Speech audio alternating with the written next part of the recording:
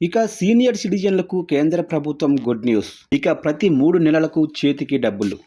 ఇక సీనియర్ సిటిజన్ల కోసం కేంద్ర ప్రభుత్వం అందించే సీనియర్ సిటిజన్ సేవింగ్స్ స్కీమ్‌లో ఎవరు చేరొచ్చు?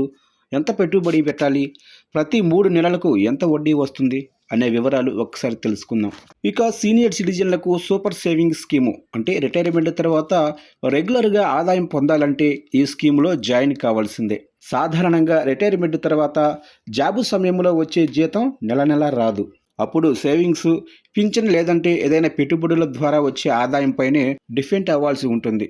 అందుకే రిటైర్మెంట్కు ముందే సరైన సేవింగ్స్ ఉంచుకోవాలని అంటుంటారు. అందులోనూ మార్కెట్ రిస్క్ను ఇష్టపడని వారికి ప్రభుత్వ ఆధారిత సేవింగ్స్ స్కీము చాలా అద్భుతంగా ఉంటాయి. ఇక అలాంటి పథకాల్లో సీనియర్ సిటిజన్ సేవింగ్స్ స్కీము ఒకటి. కేంద్ర ప్రభుత్వం అందించే ఈ చిన్న పొదుపు పథకంలో మార్కెట్ హెచ్చుతగ్గుల ప్రభావం అసలైతే ఉండదు. అందుకే స్థిరమైన రాబడి కోరుకునే సీనియర్ సిటిజన్లు ఈ పథకాన్ని తప్పక ఎంచుకోవాలి.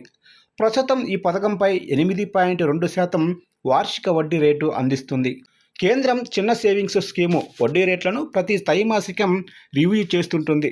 అయితే పెట్టుబడి సమయంలో వర్తించే వడ్డీ రేటు ప్రకారం ఖాతాకు రాబడి లెక్కిస్తారు. ఈ స్కీములో సాధారణంగా 60 ఏళ్ళు లేదంటే ఆపై వయసు ఉన్నవారు పెట్టుబడి పెట్టేందుకు అర్హులు. అర్హత ఉన్నవారు కనీసం ₹1000తో అకౌంట్ ఓపెన్ చేయొచ్చు.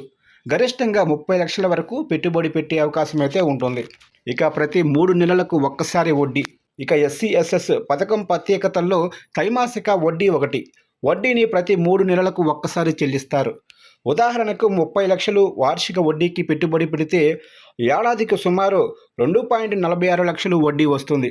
అంటే ప్రతి 3 నెలలకు సుమారు 61,500 చొప్పున వడ్డీ లభిస్తుంది.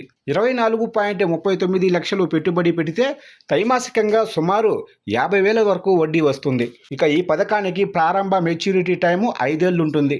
నిబంధనలకు అనుగుణంగా మెచ్యూరిటీ తర్వాత ఖాతాను పొడిగించుకోవచ్చు.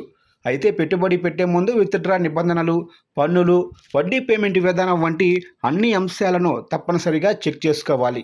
ఇక పన్ను పరంగా పరిశీలిస్తే ఈ పథకంలో వచ్చే వడ్డీ పూర్తిగా పన్నురహితం కాదు.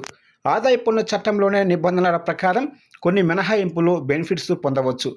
మీ వ్యక్తిగత పన్ను పరిస్థితిని బట్టి నిర్ణయం తీసుకోవటం బెటర్.